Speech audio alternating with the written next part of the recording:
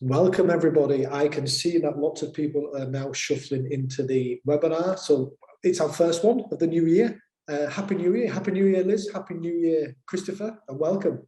Thank you very much for having us. I'm excited to hear how things go today. Well, I'm sure you'll get plenty of feedback. We have a very, very raucous crowd here at our What the Fucking Ours. Although everybody's a bit quiet in January, that is true. Everybody's a little bit suppressed and depressed, possibly. Who's in a good mood? Who's got a good January mood on? Yeah, one brave person putting the hand up. Yeah. You can speak if you like. You're not allowed, you don't have to just wave. You are allowed to talk. I'm in a good mood, Jamie. Oh, very good. Anyone else though? Yeah, you're looking good, Sarah. I like what you've done with your beard. Oh, it's my wife's account. Yeah, my wife's account. There we go. Welcome. Okay, Ian Mile is in the house. How are you, Ian? I'm good. Did you have? Are you having a dry January? No, I can't get through January without a drink. Everybody says that to me. I'm like, are you doing dry January? Like, no. Of all the months in the year to not drinking, no way. Very difficult when you live in the Netherlands or the UK to have a dry January. Very difficult when you've got 4 kids like me to be sober ever. And you know, we are doing dry January in my family, so there's a little bit of that going on right now. Well, that's good. Welcome, Timothy, as well. Hi, how are you, Timothy? I'm good. Really excited about the talks, actually. Yeah, good. So I know nothing about eBPF and Cilium, nothing, because I know nothing about networking, and my brain is too small, right? You know the way you've got 7 layers of the networking stack? I reckon there's a hierarchy of intelligence when it comes to computer people, and I only do development. That's as far as I got. I never really understood what went on with the network, which I think is a reflection of my IQ. Ian, Niall, do you know anything about networking? I used to know nothing, and then I worked in infrastructure, and I had to learn fast, but I still don't know very much. Right, very good. Okay, on that note, it seems to me that everybody who was waiting in the waiting room is here. And obviously any stragglers we'll admit them as we go along. So as I was saying, my name is Jamie Dobson. I'm the, what am I? I'm the founder of Container Solutions. Yeah, I almost forgot. Container Solutions is the company where I work along with Ian, Tracer, Tim, who are on the call today with me. And we do webinars about stuff that we enjoy, and we bring in our friends from the community and we give them a bit of a platform to share what they're working on, etc., etc. Today, we're going to be speaking about eBPF and Cilium. Before we get to that, let's do a little bit of housekeeping. There is a code of conduct, and the code of conduct will be posted into the chat box now. You can use this code of conduct for your own offline or online events if you want to. We don't mind if you copy parts of it. The short version is, don't be a dick. Be nice, be kind. If you act up or you mess around or you breach our code of conduct, you will be having a conversation with somebody. And if we can't resolve it, you'll just be getting thrown out of this event and probably future events as well. So behave yourself. And this is not because we're dictators, it's because we're trying to create a safe space for everybody in technology. Men, women, non-binary people, people of colour, etc., etc. There's always one more on housekeeping, which I forget, Tracer. What have I forgotten? Oh, we're recording. We are recording. We record these sessions. Thank you, Tracer. I got a thumbs up from my co-pilot. We do record these sessions. If you've got a problem with being recorded, well, if you've got a problem with your face being recorded and put onto the internet later, let us know and we can black you out so that you do not appear in a recorded video. If you've got a real issue with the recording, we're not going to stop recording, so we're probably going to have to ask you to leave. Or maybe if you prefer, just switch your camera off if that works for you. The reason we record is because there's lots of people in different time zones, and also it's just nice for people who are not available today live to catch what Liz and Christopher are saying at a later time. Have I forgotten anything, Tracer? No, perfect. Happy New Year, of course. I know I said that at the beginning, I'll say it again, even though, can you still say Happy New Year on the 20th, Liz? Is it still appropriate? I'll mute myself. It feels like this year has been going for a while, but it's friendly. Let's do it. Why not? Yeah, I think it's friendly as well. Happy New Year. Yeah, I agree. Okay, who keeps writing 2021 in the diary? Is it only me who keeps writing 2021 for the first? It takes me a while to remember. It's 2022. It is 2022. We've survived Nostradamus' predictions. On that note, you can, if you like this webinar, you can sign up to our newsletter. It tells you everything. It gives you infographics, blogs. It gives you a heads up about these events. You can subscribe or opt out for as many things as you like. If you're looking for a job, you can click that box and we'll tell you about jobs. But if you're not, just make sure you don't click it and you will not receive that content. Now, somebody once received an email from us because we're not a spammy company. So if you get stuff from us that was not supposed to come to you, let me know. This is how serious we take it, and I will personally look into that. But one person unsubscribed from everything and then was really angry that we didn't tell him about upcoming events. And we were like, but you've unsubscribed from everything. So how could we possibly tell you? So there's a whole range of things you can subscribe to get the messages that you require. Please don't click anything in the sales box, because what we'll do is we'll then contact you. And if you don't actually want to buy anything, we'll be wasting your time. Okay, we do have an amazing conference coming up. So the story of this conference goes something like this. About 12 months ago, we had a webinar with a guy called Nathan Heavy from Google. Nice guy. He spells Nathan in a weird way, right? Nobody knows why. He blames his dad. Nathan came on and it was so popular. We had something like 700 people registered for the event, and about 400 people turned up, which was crazy. And we figured it was such a good topic, we then quickly threw a conference together, which was a runaway success. So obviously we're going to do that again. We're going to double down on what we did last year. You're all welcome. Teresa, is the call for papers closed or is it still open? Sorry, it's still open till February 6th, so you still have some time. February 6th. The call for papers is still open. If you're a large business, there's a very good chance we won't let you speak. But if you're a small business or a person who's never spoken at a conference before, we'll be very happy to guide you through the CFP and see if we can get you on the billing. I was just kidding about the big businesses, but you're also allowed to submit. And you can also sponsor as well, right? Last time we did this, we had thousands of people. The conference runs for something like 12 or 14 hours through multiple time zones. So really massive bang for your buck in terms of advertising headspace, but the content's brilliant. The content is just absolutely brilliant. And we're going to be doing this again this year. Yes, fuck COVID, by the way. We would probably do some sort of hybrid thing where we could have watch-along parties, but COVID continues to stymie our plans. We're hiring at Container Solutions. We're always hiring. I'm not going to spend any time on this slide because nobody wants to listen to companies saying, hey, we're hiring, come here. We've got engineering positions, we've got management positions. We're a very, very, very cool company to work at. Great reviews on Glassdoor, psychologically safe. There's tons of women, there's lots of people of colour. It's a diverse company. And the reason it's diverse is because it's safe for all different kinds of people. So that's the careers page, which brings us neatly, very neatly, to what the fuck is the gossip. And I have with me two of my colleagues today to share the gossip, Tim and Ian. Who's going first, guys? I believe I'll do the first bit. You can do the first bit. Would you like me to move the slides forward? Yep, there you go. Who put why? Why is that name in this deck? I know. So I'm being the madman and putting Boris's name over there. So I don't know. Can we be political here? Yeah, we probably can. Jamie's on the call, so we probably can be political. You can do what you like. I mean, there's a lot of swearing happens on our webinars, but you want to go into politics, the swearing, might go up a bit. So this story is recent, I believe. Last week, Rolling Stones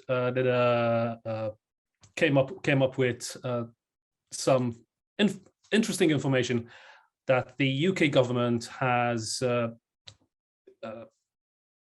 hired a advertising agency to spin end-to-end encryption and how bad it is. Basically, this is Rolling Stone magazine or Rolling Stone the band? Well, no, Rolling Stone magazine. Okay. But I do like, so the link is being shared, and I do like the photo they used. Kudos to them for using the photo of Boris in that stance. And I think it kind of shows what they're trying to get to is they're saying that end-to-end encryption, Facebook is going to implement end-to-end encryption on their messaging system on Facebook. They already do this with WhatsApp. but they're going to extend this to their Facebook platform and their Facebook messaging system. So the UK government seems to have come up in arms about this, and they're going to spend £500,000 of UK taxpayers' money on telling the public how bad end-to-end encryption is. And from what it seems, they're going to be using some shady strategies involving children, and how end-to-end encryption can be a deterrent on catching, people who pry on children. And obviously, this has never been proven. It's all a scam for governmental companies like the FBI, for example, in the US, to try and snoop on what you're doing. Obviously, Boris has been going through a phase lately about parties, and therefore this has been hushed a little bit too much. And I think we should, as a IT company, a consultancy company, share the knowledge so that people are aware of what is being proposed by their governments. So the long story short is that Facebook are going to do end-to-end encryption, and the government of the UK are going to waste a load of money telling us why that's a bad thing. Yep. And then Facebook are then going to change their minds? Well, I don't think Facebook will change the minds. Facebook does what Facebook wants. But the UK government is going to apparently trying to get the people up in arms to message Facebook and Mark Zuckerberg personally to remove end-to-end encryption. They're going to try and keep it hush that the government is involved with this agency and the publicity going around it. But Rolling Stones has done some really good investigative journalism with regards to this. Awesome. That's an awesome story. Can you please drop any links into the chat box? I'd quite like to look at that myself. Yep. Now, very often we do have drinks on these webinars. I don't have a drink today, not because it's 3 o'clock in the afternoon, nothing to do with that. It's because it's dry January and I'm trying to be healthy. Does anybody else have a drink right now? Anybody having a drink? Sometimes it's later. Some people join from Germany or from Turkey and it's 4, 5, 6 in the afternoon. If you're having a drink, that's okay, but this is a work event. This is not a party, okay? It's very important. This is a work event, okay? On that note, I'll bring in my bestie from Container Solutions, the only person who listens to my stories about Roosevelt and Alexander Hamilton. Ian, coming in. Yeah, I keep my eyes open, Jamie. I do that for you. Yeah, so I don't think many people will have missed the news this week that Microsoft bought Activision for 70 billion. And I think, Jamie, you remember Activision as makers of Ghostbusters. I recall Ghostbusters. Yeah, I recall that Ghostbusters was made by Activision on the Commodore 64. I need to check that, but that's how I remember it. Yeah.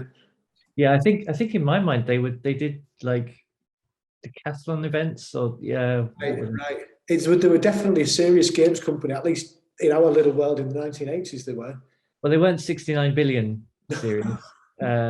And yeah, so there are two things I wanted to draw out of this story. So yes, they spent a lot of money buying this company.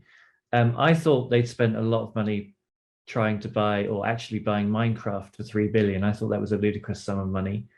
But inflation being what it is now, Activision is now valued at 70 billion. But I thought the thing that I linked this back up with something someone told me in a pub recently. And there's going to be a link to a YouTube video. So a lot of people speculated on whether this is something to do with the upcoming metaverse that we talked about, that everyone is talking about, but no one has seen yet. And there was a great video that someone pointed me at a while ago where Intel did some proof of concepts where they got Grand Theft Auto and added AI on top to make it look photorealistic. And essentially they could make GTA look like a real film, and the results are really impressive. Check out the video that's in the chat if you want to see more, including technical detail. And what I think is interesting about this is that obviously they're using an incredibly powerful AI rig to do that. But if you think about what the graphics was like on computer gaming when we were kids, Jamie, that was only 30, 35 years ago. It won't be that long before there'll be that power in your equivalent of an Xbox. You know, I went to the O2, and there's these roller coasters, VR roller coasters, and you put this helmet on, and the chair moves you around in a way, and it's so realistic. I couldn't believe it. It's just a simple headset. If that's what's available in the O2 now for £3, I really wonder what's coming down the pipe in the next few years.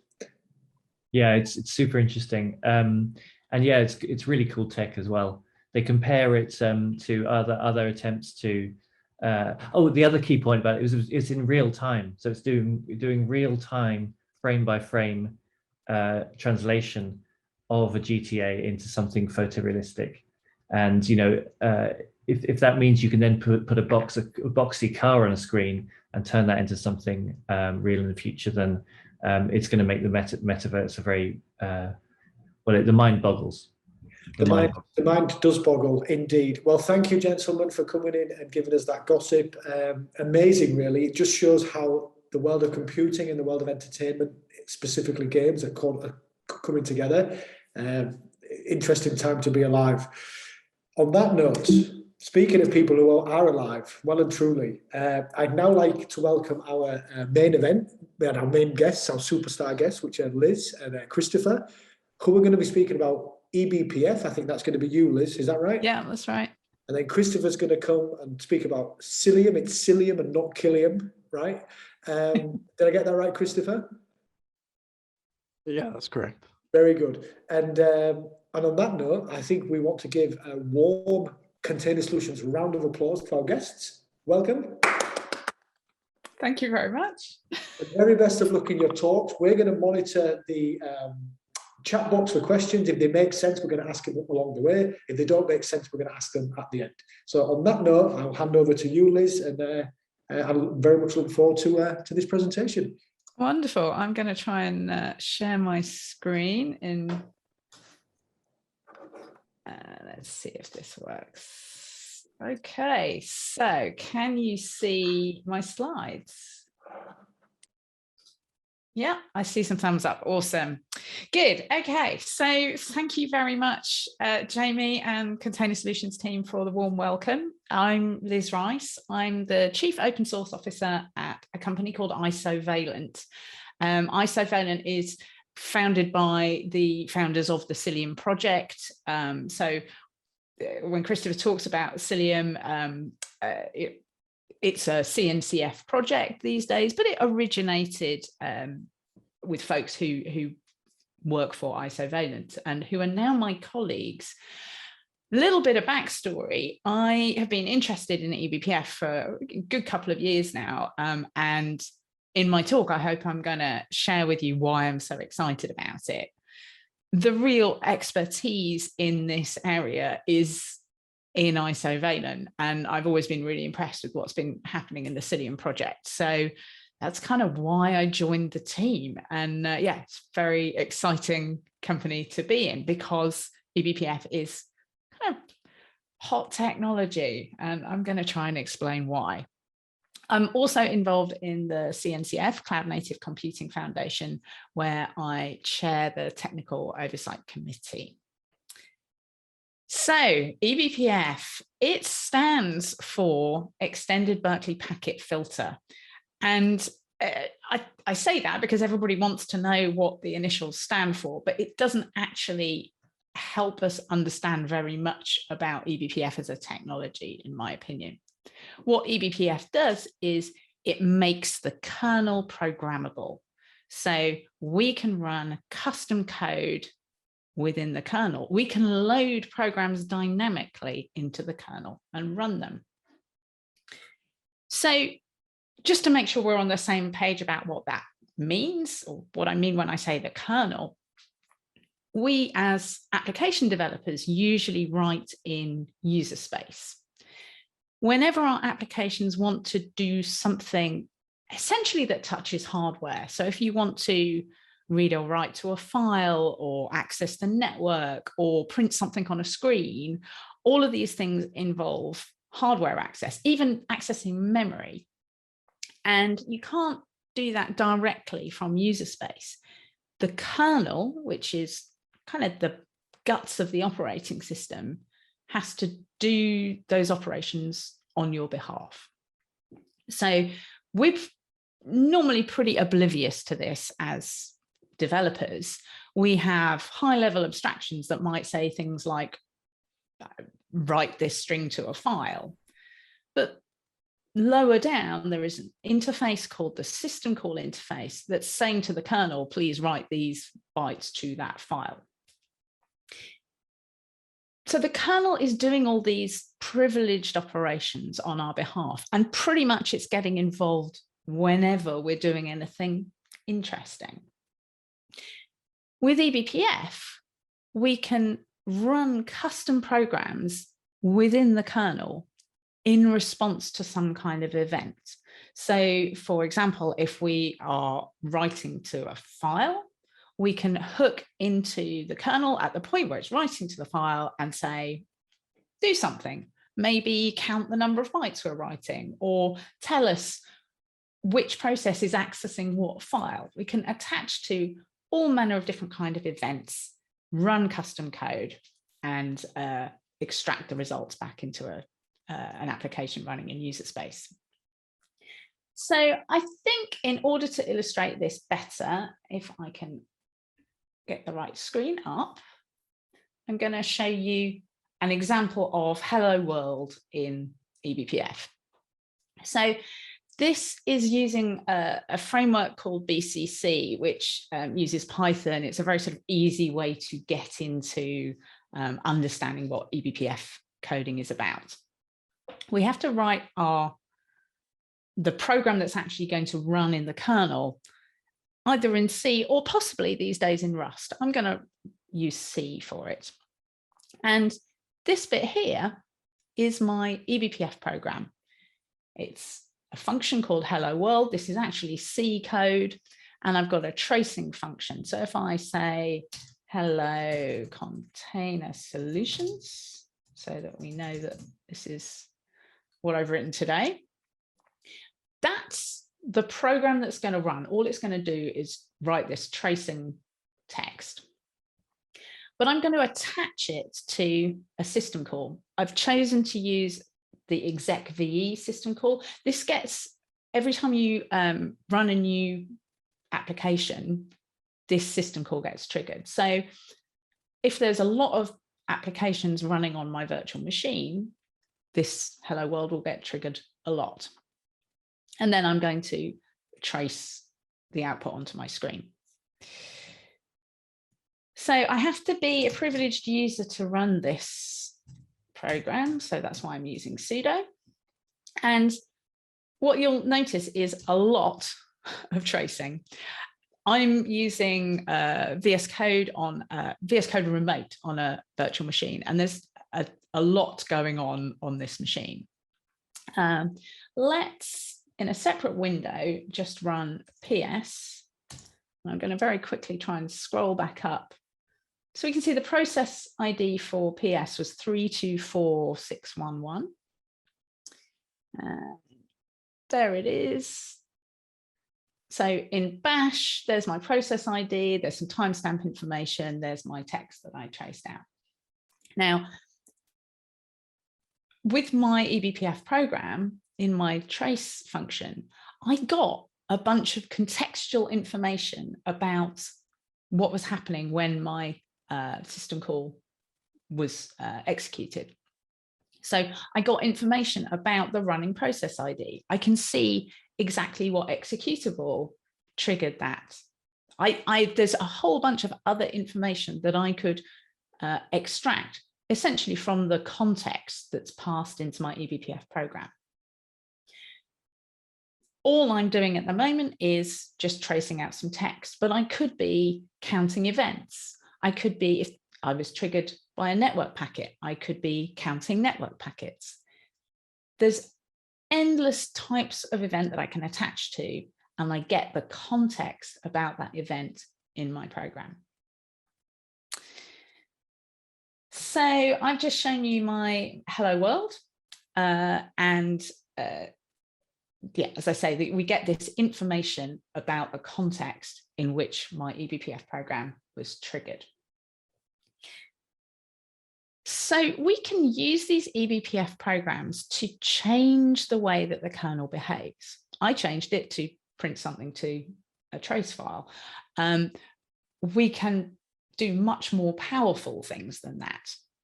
Why is this important? Well, normally it takes a really long time to add capabilities to the Linux kernel. The kernel is something like 30 million lines of code. It's incredibly complex. And if you have an idea for something that you want to change in the kernel, well, first of all, you've got to understand how to make that change in this really complex code base. But also, you've got to persuade everyone else in the kernel community, Linus Torvalds himself, that your change is a good idea. This can take quite a long time. And even then, you've changed the Linux kernel. It can take years to get from being in the kernel's code base to actually shipping into the kernels that we use in production machines around the globe. Literally 5 years is not uncommon. I think RHEL, the latest version of RHEL, is using I think it's a 4 or 5 year old kernel now. And that's not a bad thing. It ensures that it's really well hardened, and distributions are making their own decisions about when to upgrade to different versions of the kernel.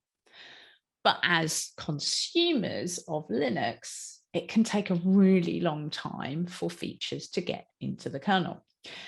This is one of the reasons why eBPF has suddenly become popular, because the support for eBPF is now available sort of widespread in Linux distributions today. So that means instead of having to necessarily wait for changes in the kernel itself, we can write eBPF programs to change the behavior of the kernel. You saw me just running my Hello World program, and I was able to observe processes that were running elsewhere potentially by other users. I can immediately instrument the whole machine. Didn't even have to reboot the machine. This can be incredibly useful. One example is for patching security issues, vulnerabilities that might affect the kernel. So an example of this, I think there's been at least one, if not two examples of this, where a particularly crafted network packet is able to exploit a bug in the kernel, essentially, and crash the machine. And these vulnerabilities I'm talking about have been fixed and patched. You don't need to worry about them in your production clusters. But when they've first been spotted, and there are other examples of kernel vulnerabilities that have been mitigated in a similar way. With eBPF, well, without eBPF, you'd receive this carefully crafted packet. It would come through a network interface. It would go into the kernel's networking stack, and it would crash the machine. Crashing the kernel is death to that machine. If you remember the sort of Windows blue screen of death, that's a kernel panic. With eBPF, we can hook into the processing of that network packet. We could write an eBPF program to look for this particularly crafted packet of death, and we can just throw it away. And with a very simple eBPF program, we can have this extremely efficient way of mitigating that vulnerability. We change the kernel behavior. You didn't even have to reboot your machine to be safe from this vulnerability. So if we can program the kernel, what does that mean for those of us using cloud native? If we're using Kubernetes, how does this benefit us? The important thing to be aware of is that however many containers you're running your applications in, they're all running in user space, and they all share one kernel. There is only one kernel per virtual machine or bare metal machine if you're running on bare metal. However many containers you have, they're all sharing that one kernel. And in the Kubernetes world, those containers might be grouped up into different pods, but they're still all sharing the same kernel. And whenever those pods, the application code in those pods want to do anything interesting, like accessing the network or creating more containers, everything interesting that you do is going to have the kernel involved. So the kernel is aware of everything that's happening in all of your applications running on that node. And that means we can write eBPF programs to hook into the kernel and observe, possibly even modify the behavior of all of our applications. It's incredibly powerful. As an example of this, there's a CNCF sandbox project called Pixie. And this is an example of a flame graph. You could just, it's using eBPF to extract this stack information of running applications. You don't have to change your application in any way. You don't have to, you only have to configure Pixie to say, I'm interested in looking at what's happening in this pod or in this namespace or whatever.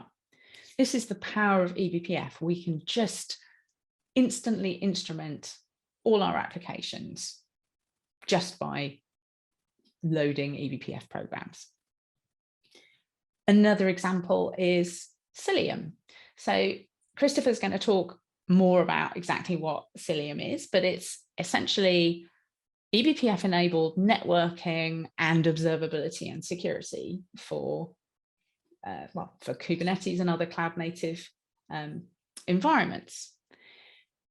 And because it's using eBPF to hook into networking and container creation, we can see the Kubernetes identities of all our workloads, and we can associate that with network flows. So you can get this very powerful view of what traffic is flowing in your Kubernetes environment.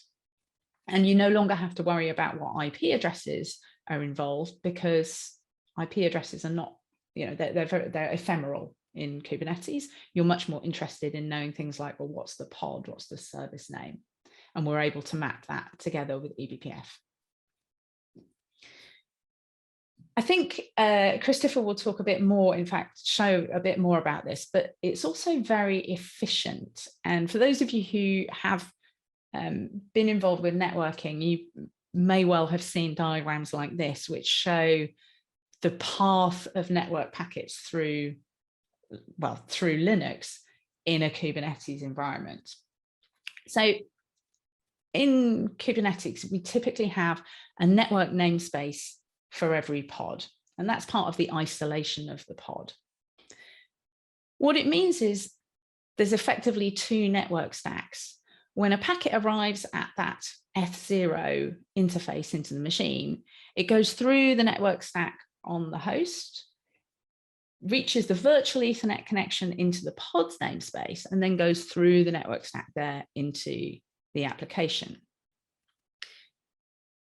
With eBPF, we can hook into the network interface, both the physical one and the virtual one, and we can sidestep a lot of this networking stack on the host, making it a much shorter path for the packet to traverse, because we know, well, we know that the pod exists on this node and has a certain IP address. We can look at the packet as it arrives and send it straight to that pod. We can also use that for policy decisions, because again, we can look at the packet, we have this awareness of Kubernetes identities, and we can use Kubernetes network policies or extended ones that we've built in Cilium to very, very efficiently make these decisions about, well, if this packet is out of policy, we just throw it away. It shouldn't go to anywhere. So it's a very efficient mechanism. Because the code is running in the kernel, it's typically avoiding transitions into user space and back into kernel, and that makes it very fast. But as we've touched on, we don't need to change an application in order to instrument it, because the eBPF code is running in the kernel, and the kernel is involved for all of our applications. So our eBPF code can observe and affect the behavior of all our applications without having to change them or reconfigure them.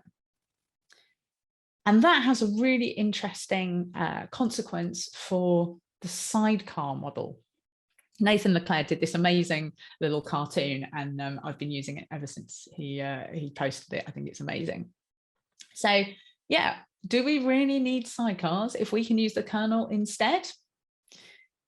Let's look a little bit at the sidecar model, what we mean by that. So a lot of cloud native tooling, be that observability tools, logging, tracing, security tools, service mesh, they will often instrument code through the sidecar model. What that means is we have to inject a sidecar container into every application pod that we want to instrument. And by being inside the pod, it can observe what's happening inside that pod. It's inside the isolation boundary, if you like, for that pod. In order to get that sidecar into the pod, we have to have some YAML definition. We have to tell Kubernetes to run that container. Now, you probably don't write the sidecar into your YAML by hand. It's probably automated, either at admission control, maybe during your CI/CD process. There's probably something that's automatically adding that sidecar to your pod. But there are some downsides of that. What if the automation goes wrong, or if there's configuration that says only add your sidecar to certain applications? It's very possible to miss some applications.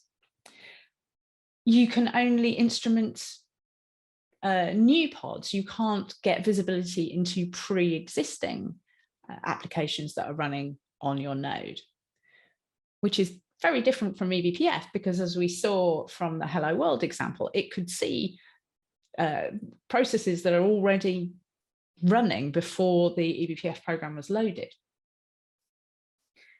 So by using eBPF rather than a sidecar model, we just have to instrument the kernel, and then we get visibility into all our applications without any YAML, without any extra configuration. Maybe we want to configure the tooling itself to say which pods we're interested in, or what network traffic we're interested in, or a variety of sort of finer grained views on exactly what we want the instrumentation to do. But the point is, we have access to all of the applications, regardless of what pod they're running in, if we want it. And that also means that if there was malicious activity on your node, perhaps an attacker has managed to escape a pod, perhaps they've managed to start running a cryptocurrency miner on your host, they probably wouldn't bother to instrument their malicious activity with your sidecar observability platform. But if we're using eBPF to see what's happening on the node, we will see all processes, regardless of how they were launched and who launched them and whether they were launched maliciously or not. You can even observe eBPF with eBPF. That's one of the ways that we can watch the watchers, if you like. So this enables something that we're in beta with at the moment in Cilium, the idea of a sidecarless service mesh.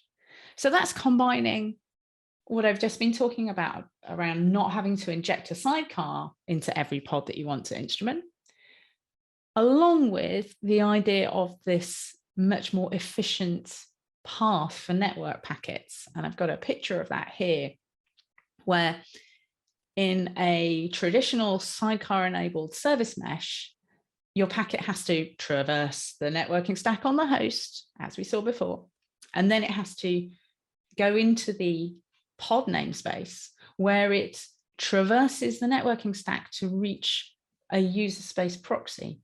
And the proxy says, yeah, maybe it does something with that network packet, but it sends it back to the application, which means it has to go back down through the networking stack, through the loopback interface, and back up again to the application. With eBPF, we're able to hook into the networking layer, we're able to hook into the socket layer, we can massively improve the path for network packets.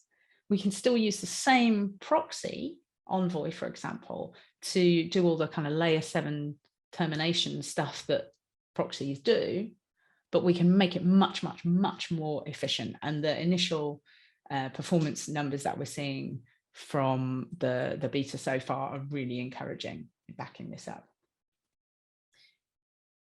So eBPF makes the kernel programmable.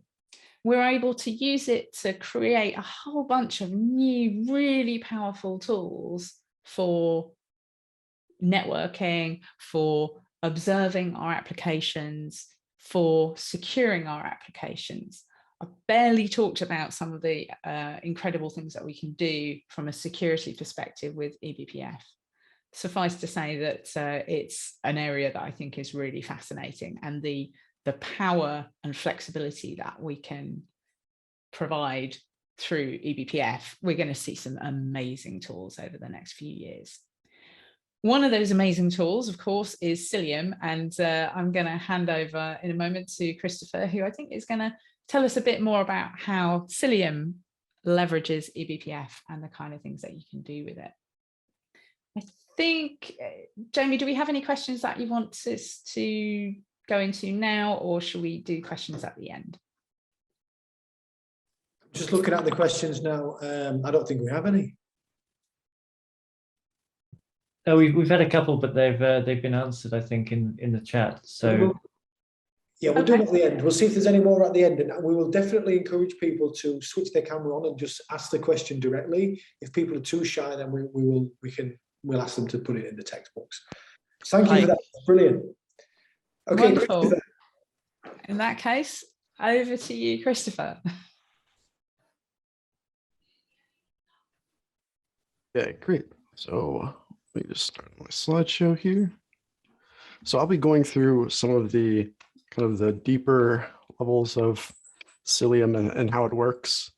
Some will be more technical, others kind of high level. But what I really wanted to concentrate on today is some of the features that you don't typically think of a CNI plugin in Kubernetes doing or performing. So I'm going to be concentrating on one, just overview of Cilium and how it works, then go into how Cilium can be used as a network load balancer, as well as building off of what I was mentioning with the service mesh, how it can also be used to intercept layer 7 traffic and perform at the HTTP level.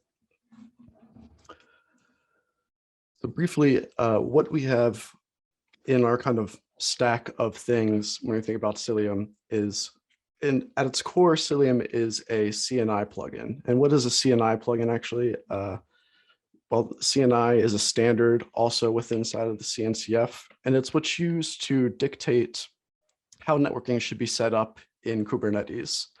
So whenever you have a new workload coming on to your machine, the kubelet will call out to whatever your CNI is. In our case, it's Cilium agent, and it'll say, please set up networking for me. A virtual device will get created. All of the tubes get hooked up, and we allocate an identity for this workload in the end.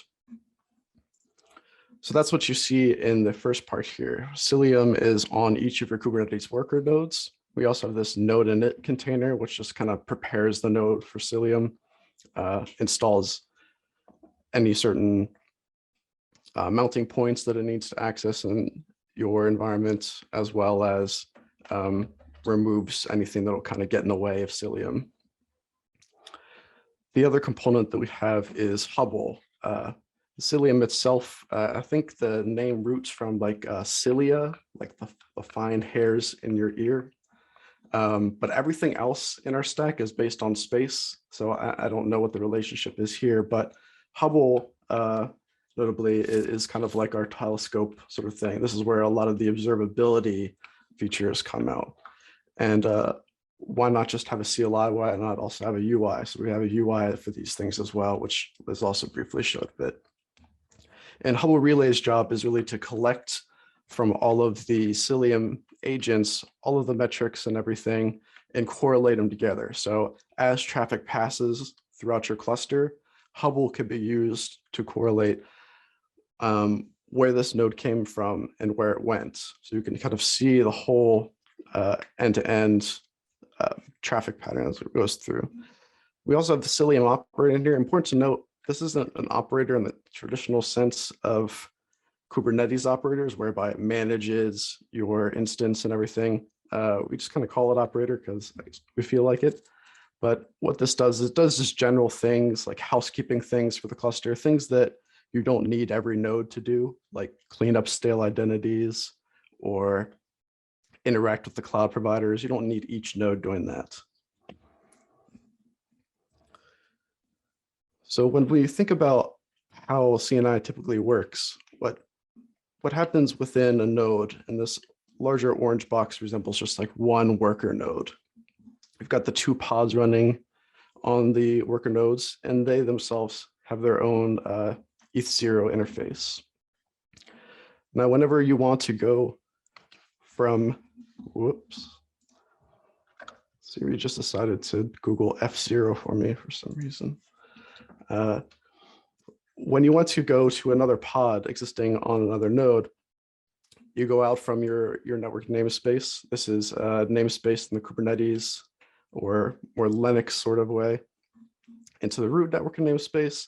It hits the virtual interface that has been set up for this pod specifically. Then it hits the bridge.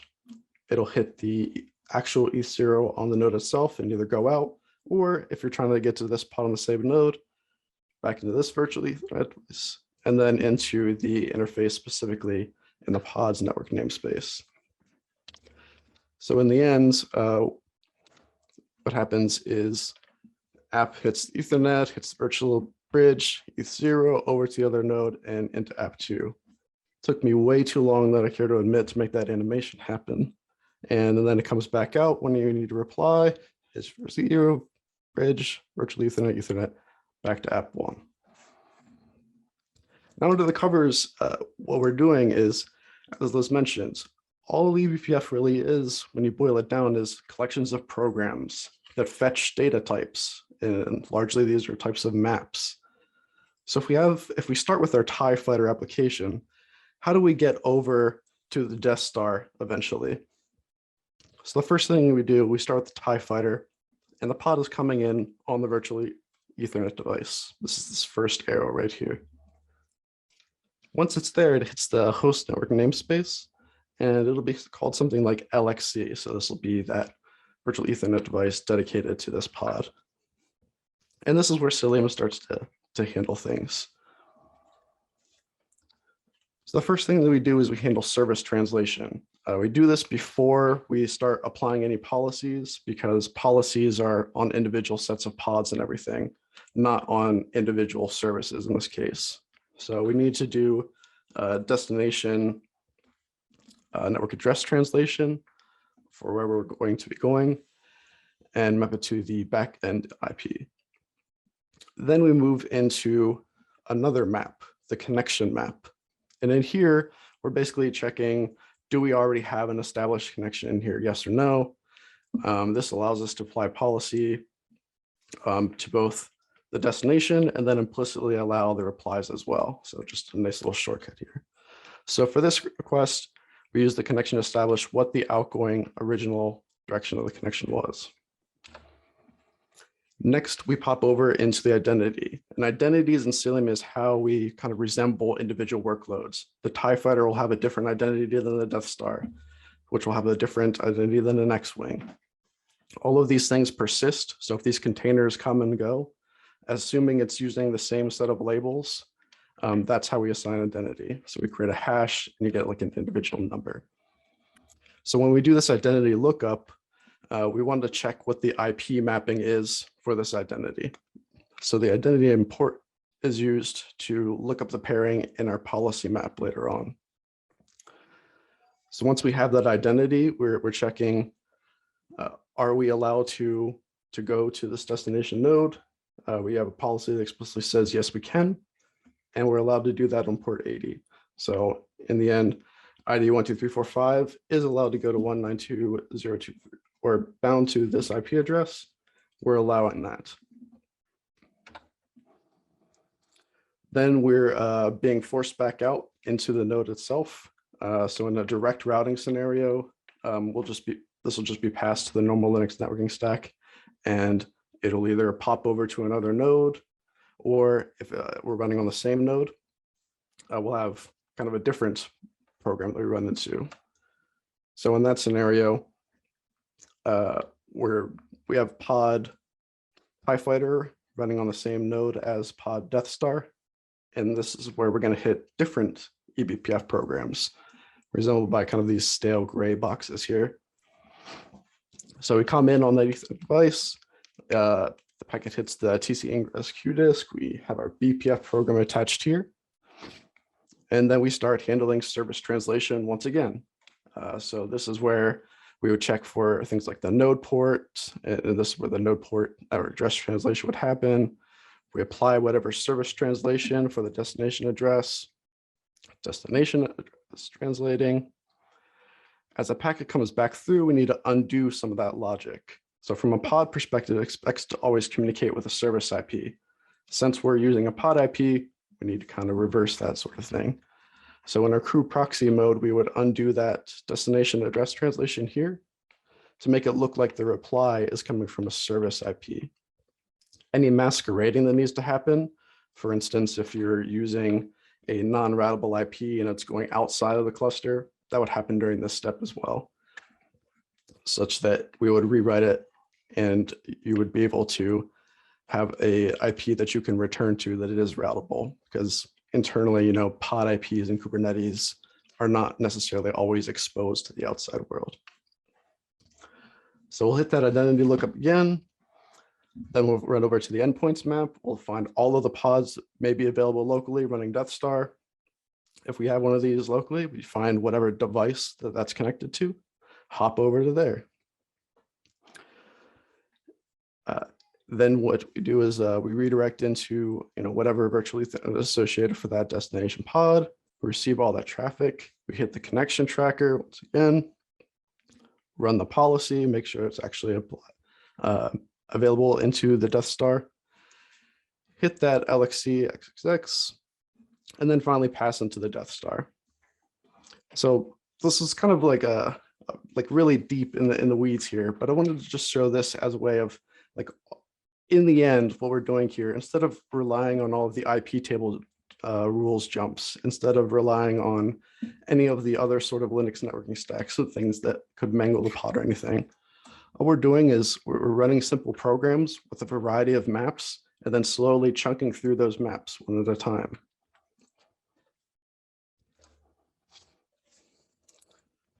So in this case, this is just showing a brief overview of kube proxy and some of the things that we do to redirect that.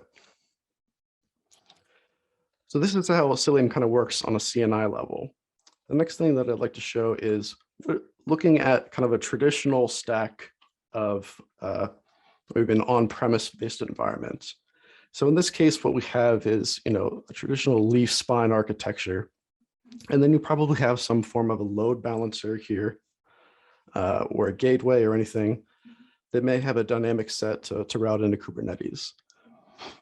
And one advantage to leveraging something like BPF, and by extension, XDP, which is a way of running Cilium-like eBPF programs as close to the device driver as possible, you can get very advanced performance speeds by leveraging eBPF instead of kind of just relying on more static black box sort of scenarios. So how Cilium would interact here is you could replace whatever network load balancer or gateway you're using with Cilium itself, with something like the kube proxy replacement sort of feature. You could have a static set of nodes in your cluster that you just run like a kube proxy replace edition of Cilium on, or we actually offer something called the north-south external load balancer, which you can use as well. This is a standalone device, doesn't need to be connected to Kubernetes, acts just like a normal software-based network load balancer, but with several advantages. So in this case, what I'm showing here is just a typical infrastructure that might have Cilium as the network load balancer, and then maybe you have another cluster which might spread out to other Kubernetes clusters. You could have kind of a Cilium at the top as well. We offer BGP peering in between things, so everything can share route information. And then in the end, you can also have a Cilium network load balancer running inside. And what are the advantages of the Cilium network load balancer? So the first major feature is just being able to run like multiple stamps of this without having to run hardware level load balancers. If you have to deploy out a hardware load balancer or some big clunky box for even smaller clusters, that could really add up. So what we want to do is be able to run on commodity hardware and enable you to run multiple copies of Cilium without, paying for each individual instance per se, paying the costs of racking and stacking the server in your environment and managing it. We want to have that kind of seamless software-based experience. So in the typical setup, you would have kind of multiple standalone Cilium north-south load balancers. And this is what we refer to as kind of like your tier 1 load balancers. So the first thing when someone comes into your network, they would hit these standalone north-south load balancers, which would then spread load to your Kubernetes workloads, worker nodes, before finally hitting whatever backends these need to communicate with. And some of the key features here, as I had mentioned, is XDP acceleration, which I'll show in 2 slides later. We can offer direct server return. We offer maglev consistent hashing for kind of resuming sessions if you've got a failure in one of these top level load balancers, as well as general advanced data plane health checking beyond what the typical Kubernetes load balancer APIs provide. So to pull out this sort of infrastructure, you're just going to create something very similar to what you would in the cloud environments. So the equivalent load balancer type in AWS or GKE or Azure would create one of their branded products of a cloud-based load balancer, which would then be assigned to whatever Kubernetes backends you're using. Same thing for us, only this can work in an on-prem environment. This can work in a cloud environment. This can bridge a cloud environment and an on-prem environment. Earlier I mentioned the XDP acceleration function, and what does that actually mean? So when jumping through, ultimately your backend, your client hits your external network, it hits your load balancer node, your worker node, and then the backend one. All of this needs to go through the Linux networking stack. And under the covers, this might be using IPBS, it might be using IP tables. There's a lot of packet manipulation that needs to happen in the Linux kernel, as well as just your normal device receive and transmission queues. So in an XDP enabled way, we can shortcut a lot of that. You don't need to run through this entire networking stack just to get out to wherever your destination is. A common pattern in kubeproxy is because you're spreading that load to any potential worker node, without awareness of where those applications individually are, you could have a scenario whereby you hit a worker node that the backend isn't actually on, and then it needs to be shoved over via IP tables to a node that actually is running it. This is a case where XDP can help. Instead of going all the way down and finally figuring out via IP tables that you're not running that worker node locally, we can shortcut that right in the device driver itself and push that out to another node. And this gives you substantially higher forwarding speeds for any of these occasions. We've got a lot of detailed numbers that I could send the link to later on. But just kind of a summary here on the right-hand side, you can see some of those performance numbers.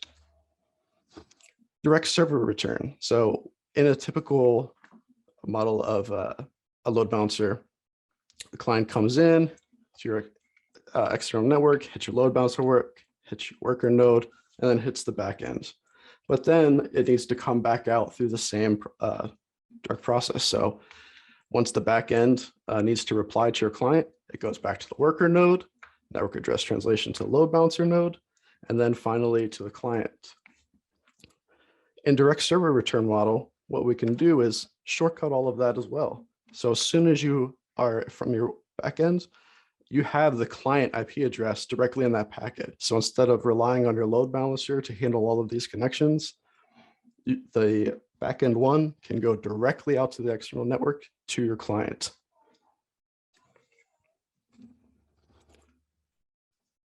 Performance gains of this just generally increased, improved latency.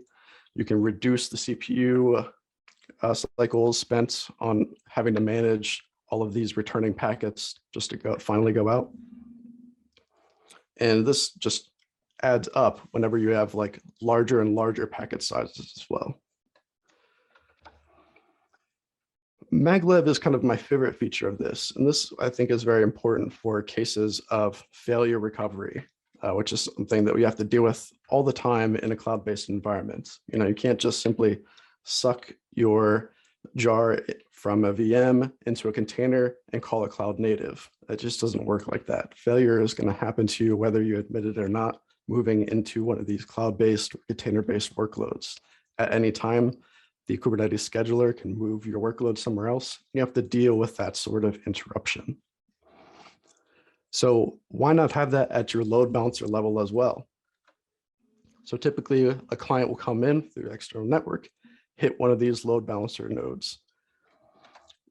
Then it'll hit an appropriate worker node and a backend one.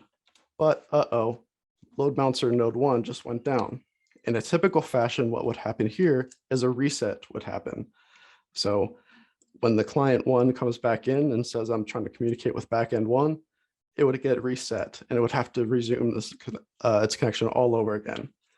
Really poor experience for someone, especially if you have a very long running batch job or you're just trying to get the status of. You'd have to redo all that work over again. But enter Maglev. What Maglev enables you to do is it ensures that all of these load balancer nodes have a consistent behavior because all of them know the direct mappings of potential connections. So there's shared tables between them. And this enables you to tolerate additional and removal of different backends, different load balancer nodes. And in the end, means that that connection will not get severed. So if load balancer one comes down, client one will just be redirected over to load balancer number two. And load balancer number two will say, yes, I actually do know this connection, even though I didn't handle it before, I know it goes back to backend one. This is Maglev. If the name sounds familiar, this is the algorithm that Google has published a paper on. So we've just added this to our Cilium network load balancer for a more detailed overview of both the algorithm and the hashing functions. I would encourage you to look up the Maglev Google paper to see more information about that. Now, in a typical on-prem or cloud-based environment, we normally see things like this. So internet comes into maybe your internal firewall, and then will get pushed out to something like AWS. So you're using AWS Direct Connect, it hits a VPC, it hits AWS's firewall, and then maybe it'll get directed into a network load balancer or something like AWS's application load balancer. Maybe hits the network load balancer and then hits the application load balancer. And then finally it hit endpoints or EC2 instances. What does this look like with Cilium? So in the Cilium case, we can replace a couple of these pieces. You're still going to want your direct connect to peer your kind of on-prem or use a transit gateway to peer a data center into AWS. But as soon as you're in the VPC, Cilium can take over. Cilium has host-based network policies, similar to having like a host-based firewall directly in your node. You could use network policy types that you're already familiar with in Kubernetes to protect things running on individual VMs itself. Cilium is commonly associated with being like a Kubernetes thing, but really we can work across VMs, bare metals. We've got people running supercomputers. They just spin up Cilium using systemd in a Docker container. No Kubernetes attachment whatsoever. And that's what we're seeing here. So once again, we have a Cilium network load balancer replacing your network load balancer in AWS. And then at layer 7, where you typically have the AWS application load balancer, we can use Cilium's ingress functionality. And all of that by providing the same experience that you're used to, and then some. Because we're able to get all of that rich metadata out of Cilium in general, we could do the same thing at the ingress layer or at your load balancer level. This is a common thing that happens in cloud-based environments, especially when you have a hybrid environment. Maybe you've got a lot of rich details in your on-prem environment. As soon as you go to the cloud, now I've got to adopt a few other pieces of whatever my cloud wants to provide on the load balancer end. Can I get that same level of experience in on-prem and cloud? That's where Cilium could come in this case. So what are some of the advantages, and Liz touched on this already, of having Cilium replace some of that layer 7 information? Well, when you look under the covers, as I was shown before in some of those mapping when we were getting the deep dive, you create a lot of overhead typically when you're putting things in a per pod sort of functionality. Now, you could use a per node based kind of Envoy sidecar, and this is what we show a lot of examples of. Or if you want to continue to function with your service mesh sort of setup, there's still ways that we can accelerate even this. Because in the end, when you have a service, you're creating multiple overhead connections. First, the service needs to talk to its local node. That local node needs to find the envoy, pushes back out, hits envoy. Envoy now says, I need to go over to the other envoy, goes back out through the IP tables, the Ethernet, over the network, hits the other pod. The pod hits IP tables again, the next TCP stack, finds I hit envoy. Okay, envoy says, oh, you're trying to get to this service. Okay, push back out into the network node namespace. Okay, here's the pod running the service that I want to get to. One last time, Ethernet, TCP, socket, hit the service. So we've traversed the network about 6 times here, all just to get from service A running on the same node as service B. How can this be better? Well, in the case of using Cilium, we could use something called sock map. And in this case, instead of creating a full overhead of a packet and pushing that out into the Linux networking stack and hitting all these different endpoints, we're basically just doing a copy pointer to what the data that you actually want. You suck that in, it's a pointer, and then we connect the sockets together. So you can shortcut all of those things and not have to create a bunch of overhead as we installed over in this case. So even if you wanted to continue to use a per pod based load balancer or a service mesh case, you can use Istio, you can use any of the number of managed Istio options, and we could still help you to accelerate that traffic. At the layer 7 sort of level, a newer feature that Liz alluded to is we're starting with ingress, and we're starting with the ingress APIs as dictated by Kubernetes. They're very simple, but still you can get a lot done. You could create multiple hosts. You can bind TLS certificates to these various hosts. These things can select multiple paths. In the case of using Cilium as your ingress controller as well, or replacing that application load balancer case as an AWS, you submit this to your Kubernetes API server. We create our ingress controller based on Envoy still with a couple of magical bees. And then regardless, you're using HTTP2, you're using HTTP1, you're using REST-based application, you're using gRPC, we can intelligently load balance between those. Now, right now, we're just supporting the ingress API spec, but there's a hidden feature for more of like a power user environment. If you really want, you can dig in and you can use another CRD that we exposed called Cilium Envoy config, which unlocks all of the power of Envoy with whatever custom environment. Say you build up a whole custom control plane around Envoy. You're really happy with it. You don't want to just rip this out and replace Cilium full stop.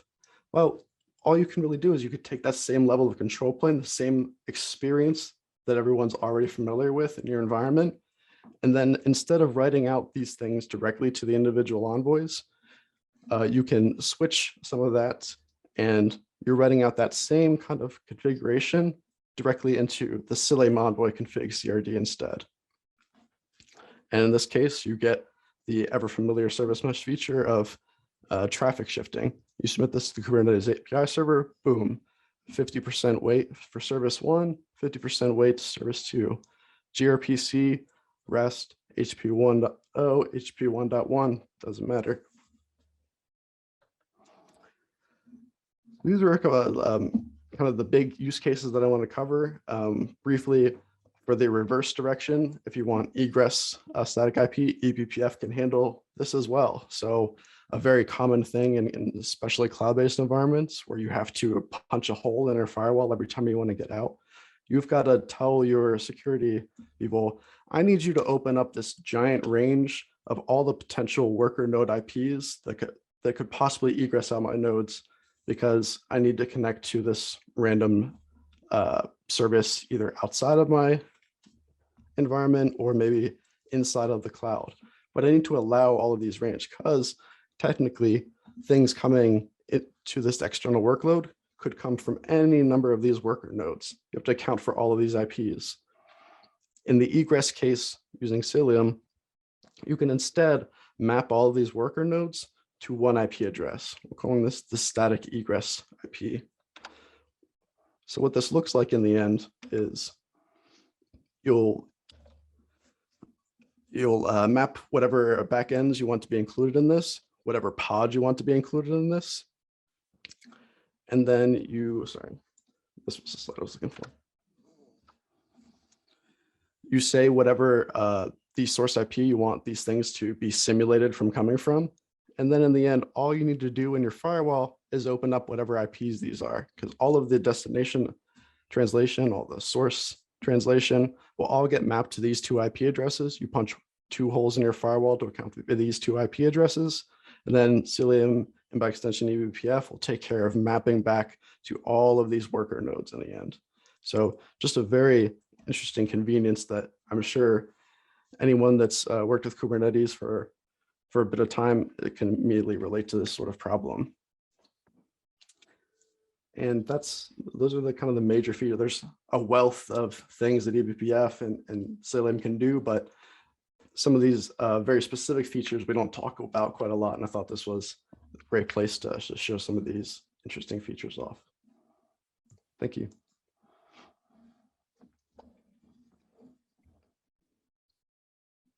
Teresa, should I step in here?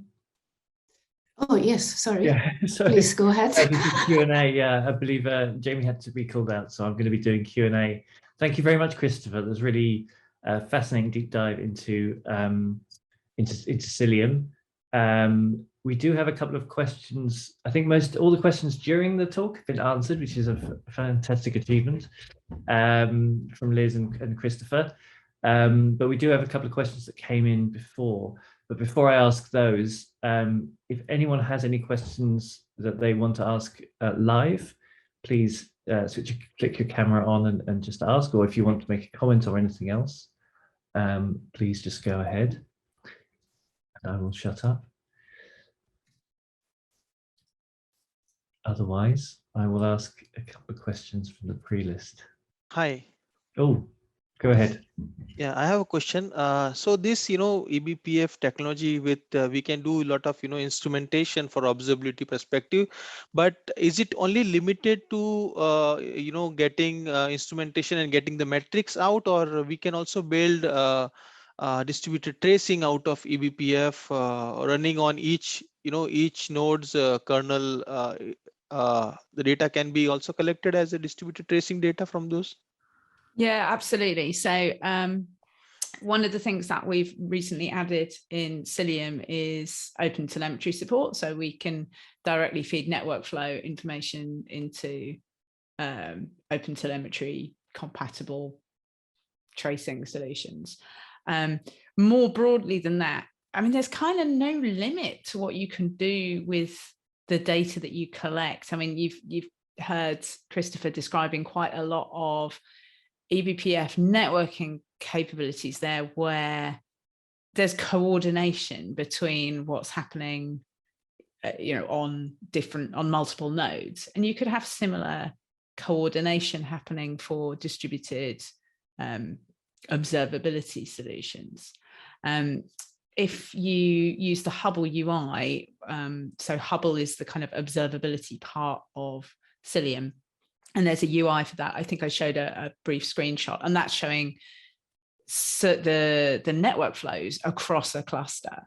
So that is distributed observability of a sort. Yeah. The other thing that I almost thought you were about to ask, and your question didn't go quite the way I thought it was going to go, but you'd started with the idea that we can collect metrics. The other thing that we can do at least in certain circumstances, is change the behavior and prevent things from happening, particularly in a kind of security world. So super powerful for observability, but don't be fooled that it's just observability. It's security too. Okay, thank you. Thanks. Now, and am I going to get this right? Abhishek. I hope I got that right. Thanks, Yes, you're right. And thanks for your other questions in chat as well. You've been actively asking us questions, which I love. Yeah, I was gonna. What you just said, Liz, made me think. Like, is there? So we've got a little compute engine in the kernel, effectively. But is there any sort of data storage layer? So one of the things I could have talked about, but decided I wouldn't have time for, the E in eBPF, it's extended. Mm-hmm. And one of the characteristics that made it from BPF to extended was a concept called maps. And maps are data structures that you can share either between eBPF programs and user space, or between multiple different eBPF programs. And they're all kind of key value. There are lots of different types, but they're all essentially key value stores. So it's not storage in the sense of writing to a file, but it is storage. Well, it's a way of manipulating data. If you wanted to write it to file, you would have to read it from user space and then say, yeah, let's write this to file. But yeah, you can export that data, package it up in any way you want. So one of the things that we have is network flows, exported to different SIMs or JSON or logging or whatever you want to send it to. Yeah, the possibilities are sort of endless, really, aren't they? And that's what's really kind of interesting about eBPF. It's a completely new avenue of development, I guess. So a couple of practical questions that came up asked before the meeting.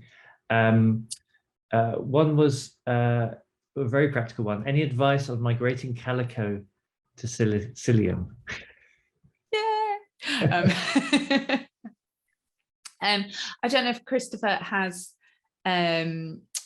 sort of hands-on experience of migrating customers. Christopher, if you're there, if you have anything to add. Yes, I had to totally turn off my video. This is obviously a common thing, like it's just moving from one CNI to another CNI. As a former SRE, my preference is to create a new cluster and slowly start migrating things from a smaller cluster with Cilium and stealing nodes from your larger cluster with Calico. And then use something like the Cilium load balancer to direct those things to the newer cluster. The ability to switch CNIs on the fly is not a very common pattern inside of Kubernetes itself without the addition of something like Multis. So if you add in Multis, you could feasibly switch from Calico to Cilium in kind of a less downtimey sort of way. But you first have to insert that into your stack, which by definition is still kind of changing the stack under the covers. We have a community blog post where someone did a zero downtime from Flannel to, actually I think it was like the Canal, so the Cilium Flannel combo. And they did this without any downtime. I would encourage you to take a look at that blog post on the Cilium.io page. But this is very specific to their environment. I'm sure they ran this test like 3 or 4 different times before trying it in production, but it has been done. Thank you, Christopher. I guess if it's a more if it's a potential customer, I guess you want those people to get in touch with either you or Liz to be directed somewhere in absolutely, yeah. Feel free to reach out. We'll try and point you in the right direction. And you know, we also have a very vibrant open source community. So you know, I would say join the Cilium Slack, and there are plenty of questions that either the iSurveillance team or other people in the community, you know, will answer just as part of the community. So you know, do reach out if you have questions. And one last one, what would make a large enterprise choose Cilium over another set of tools? I feel like I'm going to throw in a couple of ideas and then ask Christopher, because again, he works with a lot of customers, so he may have some good stories to share. And I think the performance that we're able to achieve with eBPF is, you know, it's significantly faster than IP tables based traffic. I think for a large enterprise though, what really starts to tick their boxes and get them excited is all the things that we can do to interface with BGP networks and on-prem environments, and you know, some of the things that Christopher's been talking about, and probably a bunch of other kind of enterprise specific features, static egress IP addresses, all these features that actually we've been adding over the last year or two, really in response to requirements from customers who maybe are also running data centers but want to start running some workloads in the cloud, or have network distribution problems that are not commonly solved. Yeah. Christopher, any other sort of particular things that you think are bringing the large enterprise users to Cilium? Yeah, performance obviously a big one. I mean, the 2 biggest ones that I would say is one, observability, and nailing that home. The level of observability you can get when you run in the kernel, where everything has to pass through, is without kind of comparison to something that has to operate at that layer 3-4 sort of basis. The second one being the way that we enforce these network policies. So in some of the CNI implementations, they rely on the connection to be kind of the barrier. So you establish a connection into your cluster. In a compromised scenario, someone could start stealing all of your data out and establishing that connection. And even if you detect that happens, you wouldn't be able to really stop them unless they reestablish the connection, because network policies in many other CNI instances, as soon as you create a new network policy, regardless of whether it should apply to existing workloads, the connection needs to be anew in order for that to take place. Because Cilium inserts right into the kernel and sidesteps the need to rely on connections, that policy will apply right away.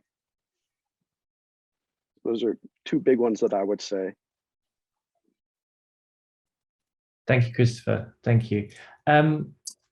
Okay, yeah, Teresa, do you want me to wrap up? Or yeah, if you want to, or if there, I think there is time for one more question if somebody wants to ask, or if you think in our magical list there is something interesting. Yeah. Otherwise, yes.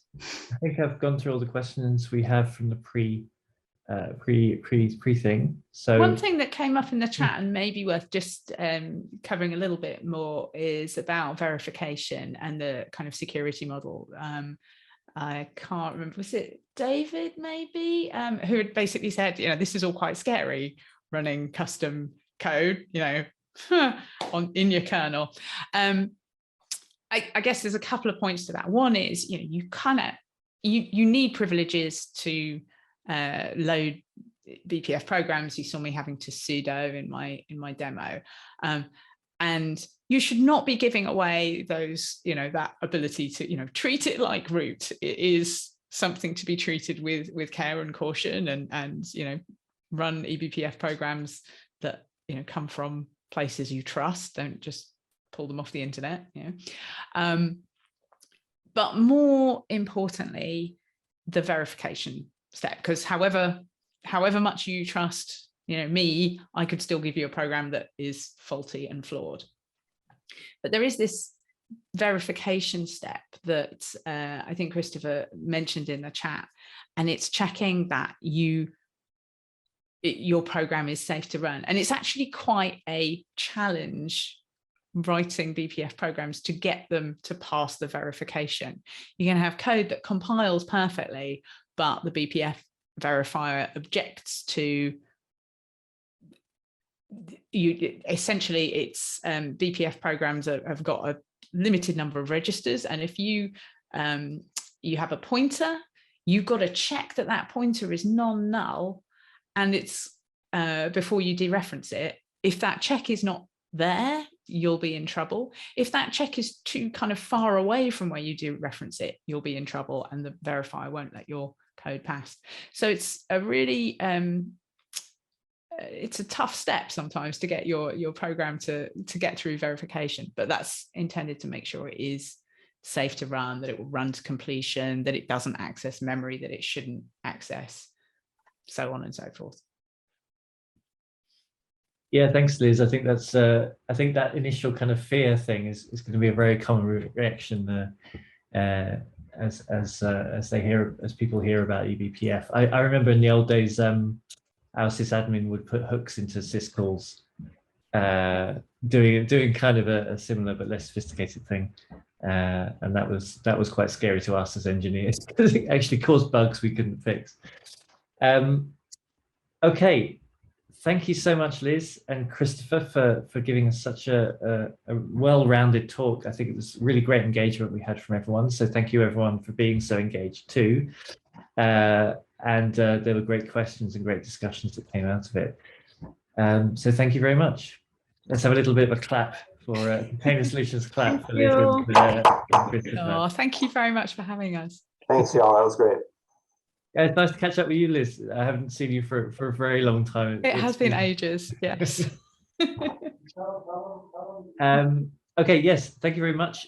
Keep an eye out for the newsletter, the WTF newsletter, the Container Solutions newsletter, and more events coming soon. We've got at least 2 I know of that I'm involved in coming up in the next couple of months, and there's probably more as well. So until next time, thank you so much for attending. Hope this was fun and useful, and see you next time.